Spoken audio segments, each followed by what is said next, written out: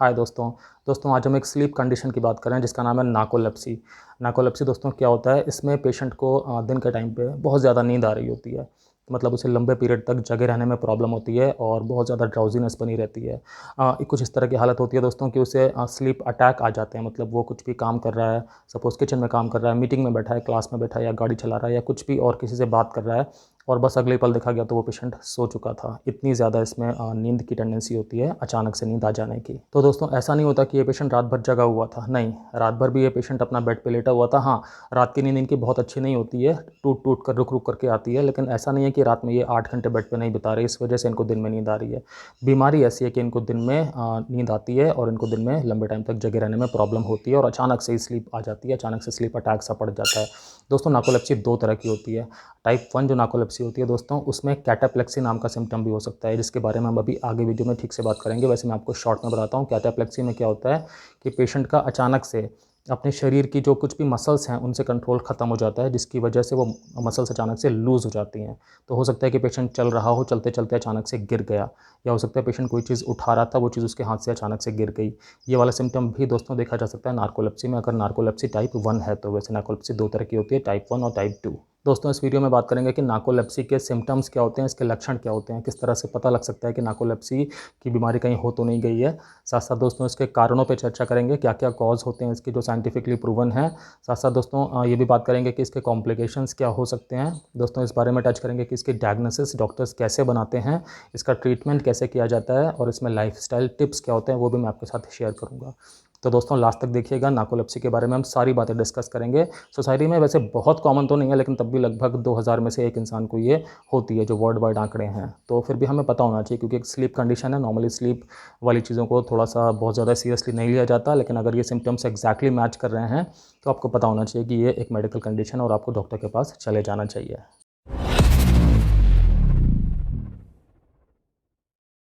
दोस्तों मैं doctor Kamal Singh, x armed forces medical college, x Fortis hospital, x a lot of corporate hospitals. दोस्तों मुझे 20 साल से भी ज़्यादा का क्लिनिकल एक्सपीरियंस है और मैंने critical care medicine, emergency medicine, internal medicine और फैमिली मेडिसिन में दोस्तों बहुत सारा काम किया है। दोस्तों हमें ये जान लेना ज़रूरी है कि नार्कोलेप्सी एक लाइफ लॉन्ग कंडीशन होती है नॉर्मली, और इसकी पूरी तरह से कोई क्योर नहीं है। मतलब इसका पूरी तरह से कोई इलाज नहीं है कि ये दवाई खाई या ये ऑपरेशन कराया तो ये चीज़ जड़ से ख़त्म हो गई।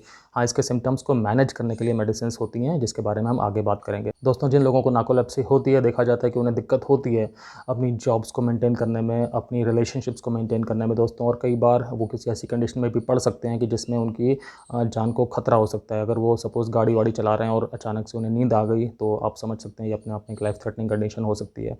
तो नार्कोलेप्सी के बारे में दोस्तों हमें सारी बातें पता होनी चाहिए। सबसे पहले बात करते हैं दोस्तों कि नार्कोलेप्सी में किस किस तरह के सिम्टम्स देखे जा सकते हैं। दोस्तों पहला सिम्टम है जिसका नाम है कि एक्सेसिव डे टाइम स्लीपीनेस, मतलब दिन में बहुत ज़्यादा नींद आना। ठीक है दोस्तों, मतलब बिना किसी वार्निंग के नींद आ जाती है और किसी भी टाइम आ जाती है, किसी भी जगह आ जाती है। हो सकता है कि पेशेंट कुछ मिनटों के लिए सोए, हो सकता है कि पेशेंट आधे पौने घंटे के लिए सोए, हो सकता है कि सो के उठने के बाद बहुत रिफ़्रेशिंग लग रहा हो और हो सकता है कि रिफ़्रेशिंग ना लग रहा हो, इसमें वेरिएशन है। दोस्तों देखा गया है कि पेशेंट जो भी काम कर रहा होता है वो काम करते करते बीच में ही सो जाता है, और सोने के बाद भी वो काम कई बार कंटिन्यू रहता है। सपोज़ पेशेंट कुछ लिख रहा था और लिखते लिखते सो गया, तो जब सो के उठा तो उसने देखा कि उसने सोने के बाद भी कुछ लिखावट की थी। हालाँकि वो काम इतना परफेक्ट नहीं था कि जितना वो जग रहा था उस टाइम के हिसाब से अगर कंपेयर करें तो।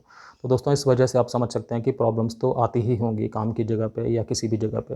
दोस्तों यहाँ पे डेंजर किस जगह पैदा हो जाता है कि अगर वो पेशेंट किसी ऐसी जगह पर है जहाँ पर कि अलर्टनेस बहुत ज़रूरी है। सपोज़ वो सड़क के बीच में था, या सपोज़ वो गाड़ी चला रहा था, या सपोज़ वो किसी ब्रिज पे खड़ा था, या किसी पानी के सोर्स के किसी नदी के आसपास था, किसी झरने के पास था, और वहाँ पर अगर अचानक से स्लीप अटैक पड़ गया तो दोस्तों ये वाली कंडीशन जो है वो लाइफ थ्रेटनिंग हो सकती है।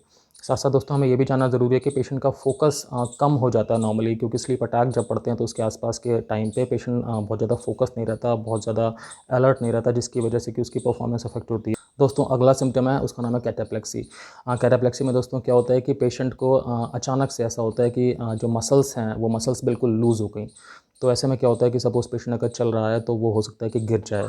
नॉर्मली देखा गया दोस्तों कैटाप्लेक्सी वाली जो कंडीशन है ये तब प्रेसिपिटेट होती है, मतलब तब अपीयर होती है जब पेशेंट को कोई बहुत ज़्यादा स्ट्रॉन्ग इमोशन आ रहे होते हैं, स्पेशली पॉजिटिव इमोशन।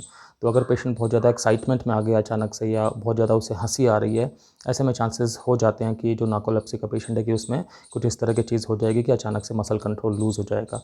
हो सकता है कि उसका सर बिल्कुल नीचे गिर जाए अचानक से, या हो सकता है कि उसने हाथ में ग्लास पकड़ा था तो बिल्कुल उसका हाथ अचानक से ज़मीन पे मतलब टेबल पे कहीं पे भी धम से लग जाए, तो मतलब मसल्स का कंट्रोल अचानक से इसमें बिल्कुल लूज़ पड़ सकता है। और ऐसा भी नहीं है कि सिर्फ पॉजिटिव इमोशंस में ही ऐसा हो, ये ज़रूरी है, कई बार नेगेटिव इमोशंस में भी देखा जाता है, हालांकि पॉजिटिव में होने के चांसेस ज़्यादा होते हैं।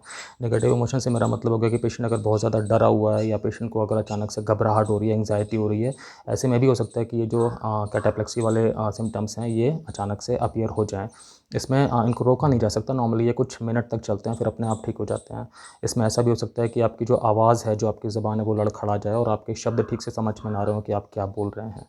ये नॉर्मली दोस्तों नार्कोलेप्सी टाइप 1 में ही देखी जाती है, कैटाप्लेक्सी की कंडीशन। नार्कोलेप्सी टाइप 2 में कैटाप्लेक्सी के सिम्टम्स नहीं होते। दोस्तों हो सकता है कि जो कैटाप्लेक्सी के सिम्टम्स हैं पेशेंट को साल में 1-2 बार ही पड़ें, और ऐसा भी हो सकता है कि दिन में कई बार पड़ें, तो इसमें पूरा वेरिएशन है। तो यहाँ पर दोस्तों इस एसोसिएशन को जानना ज़रूरी है कि सपोज़ कोई ऐसा पेशेंट है कि जिसे दिन के टाइम नींद कंट्रोल ही नहीं होती है, स्लीप अटैक पड़ जाता है, मतलब इतनी अर्जेंसी हो जाती है कि बिना अपने कंट्रोल के सोना ही पड़ जाता है।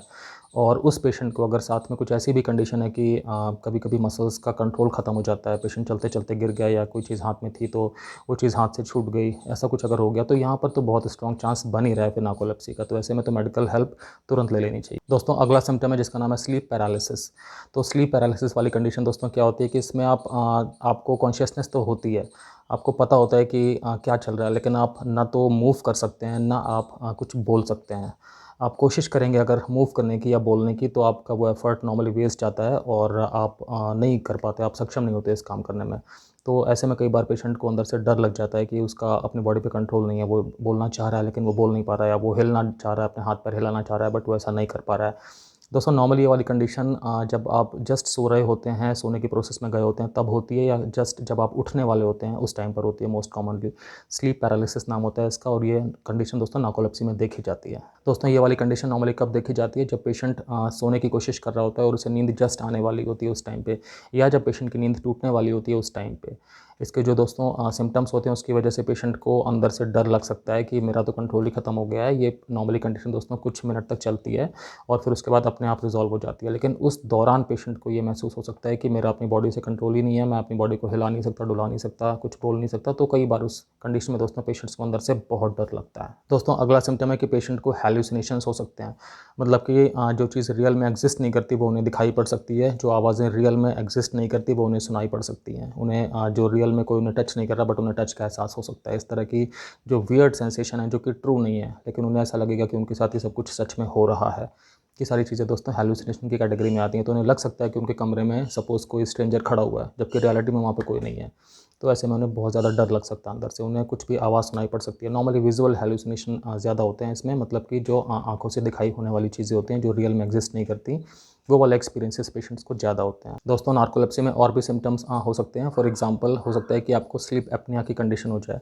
स्लीप एपनिया में दोस्तों क्या होता है कि रात में सोते के टाइम आपको अचानक से कुछ टाइम के लिए सांस आना बंद हो जाए और फिर उसके बाद कुछ देर के बाद सांस आना दोबारा स्टार्ट हो। तो मतलब कि रात में एक ड्यूरेशन ऐसी हो सकती है कि जिसमें आपने सांस ली ही नहीं थी। तो ऐसी कंडीशन अगर दोस्तों ज़्यादा टाइम के लिए रहे या बार बार हो, तो इसमें हो सकता है कि आपके ब्लड में ऑक्सीजन की कमी हो जाए, जिससे कि आपके शरीर में नुकसान होना स्टार्ट हो जाए। दोस्तों ऐसा भी हो सकता है कि REM स्लीप बिहेवियर डिसऑर्डर हो जाए। इसमें क्या होता है कि पेशेंट जो भी सपने देख रहा होता है तो वो उसी पे एक्ट करना स्टार्ट कर देता है, मतलब वो सपने के फ्लो में ही उसके शरीर की गतिविधियाँ स्टार्ट हो जाती हैं। सपोज़ वो सपना ऐसा देख रहा है कि वो किसी से लड़ाई कर रहा है, तो वो लेटे-लेटे ही हाथ पैर चलाना शुरू कर देगा। तो ये भी कंडीशन दोस्तों कई बारी थोड़ी-सी ज़्यादा स्कैरी भी हो सकती है दोस्तों, कई बार अनकम्फर्टेबल भी हो सकती है पेशेंट के लिए भी और पेशेंट के साथ में रहने वालों के लिए भी। दोस्तों नार्कोलेप्सी में इनसोम्निया नाम की कंडीशन भी देखी जा सकती है। इसमें क्या होता है कि पेशेंट को या तो सोने में प्रॉब्लम होती है, या अगर पेशेंट को सोने में कोई दिक्कत नहीं है, वो सो गया है, लेकिन सोए रहने में दिक्कत होती है, मतलब कि उसकी नींद बार-बार टूट जाती है। तो उन दोनों में से कोई भी कंडीशन हो सकती है। दोस्तों अगर कॉज़ की बात करें, कारण की बात करें, तो बहुत ज़्यादा ठीक से कारण अभी मेडिकल साइंस में पता नहीं है, रिसर्च चल रही है।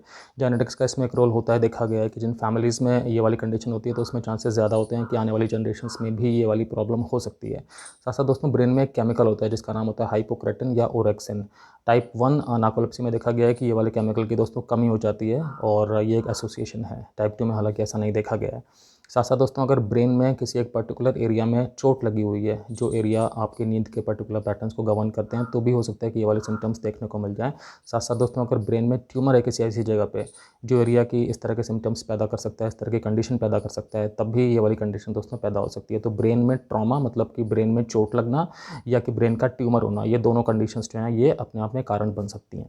वो जो हमने बात की थी कि हाइपोक्रेटिन कम हो जाता है या ओरेक्सिन जिसका दूसरा नाम है वो कम हो जाता है, तो उसके कम होने का कारण एग्जैक्टली नहीं पता, लेकिन ये समझा जा रहा है फिर भी साइंस में जिस तरह से रिसर्च हो रही है कि ऑटो इम्यून प्रोसेस की वजह से उनका जो लेवल है वो कम हो रहा है। तो इसका मतलब क्या है कि बॉडी की जो अपनी ही सेल्स हैं वही ये जो हाइपोक्रेटिन बनाने वाली सेल्स हैं इनको नुकसान पहुँचा रही हैं, जिसकी वजह से कि इसका प्रोडक्शन कम हो रहा है, और इसका प्रोडक्शन कम होने की वजह से वो कैटाप्लेक्सी वाले सिम्टम्स आ रहे हैं, मतलब टाइप 1 नार्कोलेप्सी डेवलप हो रही है। दोस्तों कॉम्प्लिकेशंस की बात करते हैं। नार्कोलेप्सी में जो सबसे इंपॉर्टेंट कॉम्प्लिकेशन है वो है कि पेशेंट को डिप्रेशन पैदा हो सकता है इस कंडीशन की वजह से ऑब्वियसली, और एंग्जाइटी भी बहुत सारे पेशेंट्स को रह सकती है। तो डिप्रेशन अपने आप में एक लक्षण है दोस्तों, और एंग्जाइटी का मतलब कि बहुत ज़्यादा चिंतित रहना, हमेशा मन में ऐसा ख्याल रहना कि कहीं मुझे ये वाला अटैक दोबारा तो नहीं पड़ जाएगा, स्लीप अटैक, और अगर पड़ जाएगा तो वो उस टाइम पे मैं क्या कर रहा हूँ। तो पेशेंट अंदर से बहुत ज़्यादा बेचैन सा हो जाता है, उसे लगता ही नहीं कि मैं कोई भी काम ठीक से कर सकता हूँ, क्योंकि उसका कोई कंट्रोल नहीं है अपनी नींद के ऊपर। अचानक से नींद की एजेंसी आ जाएगी तो फिर तो लाइफ एक तरह से बहुत डिस्टर्ब हो जाती है डिप्रेशन होने की वजह से या एंग्जाइटी होने की वजह से। दोस्तों अगला कॉम्प्लिकेशन है कि इन पेशेंट्स की नॉर्मली मेटाबॉलिज्म स्लो होती है नॉर्मल पॉपुलेशन के बजाय। मेटाबॉलिज्म स्लो होने का मतलब क्या हो गया कि मेटाबॉलिज्म में दोस्तों बहुत सारी चीज़ें आती हैं, हम कुछ भी खाते पीते हैं वो चीज़ हमारी बॉडी में डाइजेस्ट होती है, फिर न्यूट्रिएंट्स आते हैं वो बॉडी में एब्जॉर्ब होते हैं ब्लड में, ये सारी की सारी चीज़ें दोस्तों मेटाबॉलिज्म के अंडर आती हैं। तो मेटाबॉलिज्म स्लो होने से क्या होता है कि पेशेंट के अंदर ओवरवेट होने की, वजन बढ़ने की टेंडेंसी आ जाती है। तो नॉर्मली देखा गया है कि जो भी नार्कोलेप्सी के पेशेंट्स होते हैं इनमें सामान्य पॉपुलेशन के बजाय लगभग 15 से 20% वेट जो है बॉडी का वो ज़्यादा होता है। दोस्तों अगला कॉम्प्लिकेशन है कि इंटीमेट जो रिलेशनशिप्स हैं पेशेंट की, जो पर्सनल रिलेशनशिप्स हैं वो अफेक्ट हो सकती हैं नार्कोलेप्सी के ज़रिए, स्पेशली टाइप 1 में दोस्तों, क्योंकि टाइप 1 में आपको याद होगा अभी हमने बात की थी कैटाप्लेक्सी हो सकती है, मतलब कि स्ट्रॉन्ग इमोशंस जब आते हैं तो उसके बाद पेशेंट का अपनी बॉडी पे से कंट्रोल ख़त्म हो सकता है कुछ टाइम के लिए।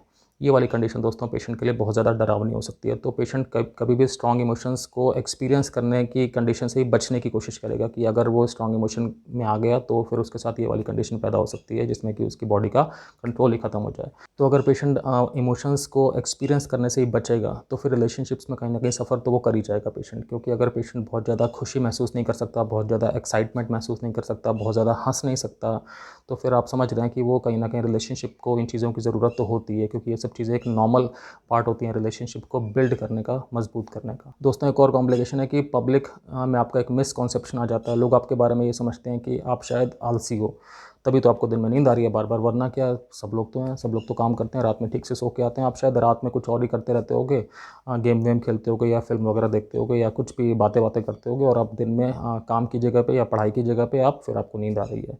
तो इसमें आपके लिए लोग एक नेगेटिव मिसकॉन्सेप्शन बना सकते हैं जो अपने आप में कॉम्प्लिकेशन है, क्योंकि फिर वो आपको सीरियसली नहीं लेंगे। दोस्तों अगला सिम्टम है कि फिजिकल हार्म होने की टेंडेंसी भी बढ़ जाती है नार्कोलेप्सी में, क्योंकि जैसे हमने डिस्कस किया था कि किसी भी जगह पर ऐसा हो सकता है कि आपको नींद आ जाए, और वो जगह हो सकता है कि कुछ ऐसी हो जहाँ पे कि आपकी फिजिकल हेल्थ जो है वो अफेक्ट हो जाए। अगर आप सड़क के बीच में हैं, अगर आप किसी पानी के सोर्स के पास हैं, ब्रिज में हैं, सड़क क्रॉस कर रहे थे कुछ भी, या गाड़ी चला रहे थे, ऐसी कंडीशन में दोस्तों हो सकता है कि अचानक से जो आपकी अनकंट्रोल्ड नींद है वो कोई एक्सीडेंट पैदा करते हैं। दोस्तों डायग्नोसिस की बात करते हैं, तो डॉक्टर्स आपके सिम्टम्स को जब सुनेंगे समझेंगे तो उसके बाद वो नॉर्मली आपको एक स्लीप स्पेशलिस्ट के पास भेजेंगे, और वहाँ पर आपकी डिटेल स्लीप हिस्ट्री ली जाएगी कि आपके सोने के टाइम की साथ साथ जुड़ी हुई सारी गतिविधियाँ किस तरह की हैं। दोस्तों आपको ये कहा जा सकता है कि आप अपने स्लीप रिकॉर्ड मेंटेन करिए, मतलब एक तरह की स्लीप डायरी बनाइए जिसमें आप लिखेंगे कि आपको कितने बजे नींद आ रही है और आप कितने बजे सो करके उठ रहे हैं, और आप फ्रेश फील कर रहे थे या नहीं कर रहे थे। ये वाली जो दोस्तों स्लीप डायरी है ये बहुत हेल्प करती है आपके स्लीप के पैटर्न को ठीक से समझने में और आपके डायग्नोसिस बनाने में। दोस्तों आपके डॉक्टर आपको एक्टिग्राफ नाम की एक मशीन होती है वो पहनने के लिए बोल सकते हैं। नॉर्मली ये घड़ी की तरह पहनी जाती है, और इससे ये पता लगता है कि आप कब सोए थे और किस तरह से सोए थे, मतलब जो आपकी भी पीरियड्स ऑफ रेस्ट थे वो किस तरह के थे और कितनी ड्यूरेशन के थे। तो इससे डॉक्टर्स को हेल्प मिल सकती है आपकी डायग्नोसिस ठीक से बनाने में। दोस्तों डायग्नोसिस बनाने के लिए आपकी स्लीप स्टडी की जा सकती है जिसे पॉलीसोमनोग्राफी भी कहते हैं। ये नॉर्मली स्लीप सेंटर में ही होती है। इसमें क्या करते हैं कि जो आपका स्कैल्प एरिया है दोस्तों, इसमें इलेक्ट्रोड्स लगा करके उसके बाद आपकी ब्रेन के अंदर जो वेव्स बन रही होती हैं सोने के टाइम पे उनको स्टडी किया जाता है। जब आप सो रहे होते हैं उस टाइम पे आपकी ब्रेन की वेव्स किस तरह की बन रही हैं, आपकी हार्ट रेट क्या है, आपकी ब्रीदिंग रेट क्या है, आपकी आंखें अंदर कैसे मूव कर रही हैं, पुतलियाँ आपके पैर वगैरह कैसे मूव कर रही हैं, ये सारी चीज़ों को दोस्तों ठीक से असेस किया जाता है, और पॉलीसोमनोग्राफी नाम होता है इस टेस्ट का, और डॉक्टर्स इस टेस्ट की स्टडी के बाद उनको डायग्नोसिस बनाने में हेल्प मिलती है। दोस्तों डॉक्टर्स आपका मल्टीपल स्लीप लेटेंसी टेस्ट करके भी देख सकते हैं। ये वाला टेस्ट भी दोस्तों स्लीप सेंटर में ही होता है और इसमें क्या करते हैं दोस्तों कि इसमें आपको दिन में 3 से 4 बार सुलाया जाएगा। इस टेस्ट के ज़रिए एक्चुअली ये पता किया जाता है कि आपको सोने के प्रोसेस में कितना टाइम लगता है, मतलब कितनी ड्यूरेशन में आप पूरी तरह से सो चुके होते हैं। नॉर्मली जो नार्कोलेप्सी के पेशेंट्स होते हैं दोस्तों, वो तो फटाफट सो चुके होते हैं और वो तुरंत सोते ही REM स्लीप में चले जाते हैं। दोस्तों मैं कभी आगे वीडियो बनाऊंगा जिसमें मैं स्लीप के बारे में आपको ढंग से बताऊंगा कि स्लीप की साइंस क्या है, जब हम सो रहे होते हैं उसके बाद किस किस तरह की फेजेज़ आती हैं हमारे अंदर और उन फेजेज़ में क्या हो रहा होता है। सोने के टाइम पे हमारे ब्रेन के साथ में क्या कुछ हो रहा होता है, हमारी बॉडी के साथ क्या कुछ हो रहा होता है, आपको ये बातें ठीक से पता होनी चाहिए। दोस्तों किसी किसी केस में डॉक्टर्स जेनेटिक टेस्ट करा के देख सकते हैं कि क्या आपकी टेंडेंसी है नार्कोलेप्सी डेवलप होने की, कि आपकी फैमिली हिस्ट्री के हिसाब से कोई जीन्स वगैरह आपकी बॉडी में हैं इस तरह के। और साथ साथ दोस्तों कई बार पेशेंट्स का एक स्पाइनल टैप करके, मतलब कि एक नीडल के ज़रिए आपकी स्पाइन से थोड़ा सा फ्लूइड निकालते हैं, जिसे CSF भी कहते हैं फ्लूइड को, और उसमें टेस्ट करके देखते हैं कि उसमें हाइपोक्रेटिन नाम के केमिकल का लेवल कितना है। उस केमिकल को हम ऑरेक्सिन भी कहते हैं। हमने डिस्कस किया था ना कि नॉर्मली देखा जाता है नार्कोलेप्सी के पेशेंट्स में टाइप 1 में कि इसका लेवल कम हो जाता है, तो कई बार इसे भी मेज़र करने की ज़रूरत पड़ जाती है। दोस्तों ट्रीटमेंट की बात करते हैं तो अनफॉर्चुनेटली नार्कोलेप्सी में ऐसा कोई भी ट्रीटमेंट नहीं है जिससे कि इसकी परमानेंट क्योर हो जाए अभी तक। हालांकि बहुत सारा काम चल रहा है क्लिनिकल ट्रायल्स में, मॉडर्न साइंस की रिसर्च में, तो अगर ऐसा कुछ होगा तो वो फ्यूचर की बात होगी। अभी मेडिसिन्स हैं इस तरह की जो सिम्टम्स को मैनेज करने में हेल्प कर सकती हैं, और वो मेडिसिन्स दोस्तों कई अलग अलग ग्रुप्स की होती हैं। डॉक्टर्स आपकी सारी की सारी हिस्ट्री लेकर के समझते हैं कि आपको कौन सी ग्रुप की मेडिसिन देने की रिक्वायरमेंट है, अगर आपको मेडिसिन देने की रिक्वायरमेंट है तो। दोस्तों लाइफस्टाइल टिप्स की बात करते हैं। अगर किसी को बीमारी है नार्कोलेप्सी की तो वो अपनी लाइफ में क्या कुछ चेंजेस कर सकते हैं, क्या कुछ चीज़ें एक तरह से होम रेमेडी की तरह काम आ सकती हैं। दोस्तों इंपॉर्टेंट है कि आपका जो सोने का टाइम है रात का, वो बिल्कुल फिक्स करिए आपकी कितने बजे आपको बेड पे जाना है और सुबह कितने बजे आपको उठना है। मतलब एक रेगुलरिटी ज़रूरी है, उसमें इरेगुलरिटी कोशिश करें कि ना हो। साथ साथ दोस्तों दिन के टाइम पे हमें ये टाइम देना है अपने आप को कि हम दिन में 3 से 4 बार या 2 से 3 बार एटलीस्ट नैप ले सकें, मतलब सो सकें थोड़े थोड़े टाइम के लिए। फॉर एग्जांपल 20 मिनट के लिए या आधे घंटे के लिए, वो चीज़ भी फिक्स करनी है आपको। और दिन में आपको शॉर्ट नैप्स लेने हैं, मतलब दिन में आपको शॉर्ट स्लीप लेनी है। दोस्तों आपको निकोटिन अवॉइड करना है, मतलब आपको टोबैको से रिलेटेड चीज़ें सारी पूरी की पूरी तरह से छोड़ देनी है। दोस्तों अगर आप लेते हैं तो, नहीं लेते तो बहुत ही अच्छा है। साथ साथ आपको अपने कॉफ़ी इंटेक भी ध्यान रखना है। आपको 3 कप से ज़्यादा कॉफ़ी नहीं पीनी, और मोस्टली शाम के बाद आप कॉफ़ी मत पीजिए, क्योंकि जो उसके अंदर कैफ़ीन होता है, फिर अगर आप शाम को या रात में लेंगे तो फिर वो अपना काम करता रहेगा और आप अलर्टनेस की कंडीशन में रहेंगे, तो आपकी रात की नींद वैसे ही डिस्टर्ब हो जाएगी। और दोस्तों आपको अल्कोहल भी नहीं लेना है, अगर आप लेते हैं तो आपको पूरी तरह से छोड़ देना है। तो ये तीनों चीज़ें इंपॉर्टेंट है, निकोटिन, कैफ़ीन और अल्कोहल। अगली चीज़ है दोस्तों कि आपको सोने के पहले लगभग आप समझ लीजिए 4-5 घंटे पहले आपको कुछ ना कुछ फिजिकल एक्टिविटी, एक्सरसाइज ज़रूर करनी है। आप या तो ब्रिस्क वॉकिंग भी कर सकते हैं। ब्रिस्क वॉकिंग का मतलब ये होता है कि आप 1 मिनट में कम से कम 100 कदम चलें, तो नॉर्मली वो तेज़ चल हो ही जाती है। अगर आप कुछ फिजिकल एक्टिविटी कर सकते हैं, अगर आपको कोई मेडिकल कंडीशन नहीं है फिर तो आप अपने हिसाब से कर सकते हैं। अगर कोई मेडिकल कंडीशन है फिर आप एक डॉक्टर की सलाह के हिसाब से कुछ भी फिजिकल एक्सरसाइज कर सकते हैं। इसमें देखा गया है कि अगर कुछ एक्सरसाइज कर ली जाए सोने के लगभग 4-5 घंटे पहले, तो जो रात की नींद है वो बेटर हो जाती है, या वो थोड़ी सी स्टेबल हो जाती है, वो बार बार डिस्टर्ब नहीं होती, जिसकी वजह से दोस्तों नार्कोलेप्सी के सिम्टम्स को मैनेज करने में भी हेल्प मिल सकती है। दोस्तों नार्कोलेप्सी के साथ डील करना अपने आप में मुश्किल हो सकता है, ट्रबलिंग हो सकता है, क्योंकि जिसको ये प्रॉब्लम है सिर्फ वही समझ सकता है कि वो किस तरह की कंडीशन फेस कर रहा है, या उसकी इमीडिएट फैमिली फ्रेंड्स समझ सकते हैं। दोस्तों इसमें बहुत इंपॉर्टेंट है कि आपको वो सारी चीज़ें करके चलनी है जिससे कि आपकी लाइफ थोड़ी सी आसान हो सके। मतलब आपको कभी भी अगर ट्रैवल करना है तो आपको किसी के साथ ही ट्रैवल करना है। आपको ऐसी किसी भी जगह पे नहीं जाना है नॉर्मली अकेले, जहाँ पे कि आपको लाइफ का रिस्क हो सकता है। मतलब किसी फायर के सोर्स के पास या किसी नदी पे, किसी भी समंदर पे, किसी ऐसी जगह पे आपको अकेले नहीं रहना है, क्योंकि वहाँ पे आपको अचानक से नींद का अटैक पड़ सकता है। साथ साथ दोस्तों आपको ये बात कभी भी छुपाने की कोई बात नहीं है, आपको ये हमेशा लोगों के साथ डिस्क्लोज़ करके रखनी चाहिए कि आपको ये वाली मेडिकल कंडीशन है। इसमें दोस्तों लॉन्ग रन में आपको हमेशा लोगों से हेल्प ही मिलेगी, और एक जो नेगेटिव माइंडसेट लोगों का बन सकता है आपके लिए कि आप लेज़ी हो या कुछ भी इस तरह की चीज़, अगर आपकी मेडिकल कंडीशन उन्हें नहीं पता है तो ये चीज़ भी दोस्तों फिर नहीं बनती। फिर वो समझ पाते हैं कि चूँकि आपको एक मेडिकल हेल्थ कंडीशन है, इस वजह से आपके सिम्टम्स हैं, तो फिर आपको ओवरऑल एक सपोर्ट सिस्टम आपका मजबूत हो जाता है सोसाइटी में, जिसकी वजह से कि आपके अंदर बहुत ज़्यादा परफॉर्मेंस प्रेशर नहीं रहता, और फिर आप सिर्फ अपने सिम्टम्स को मैनेज करने में और अपनी लाइफ को स्मूथली आगे ले जाने में फोकस कर सकते हो।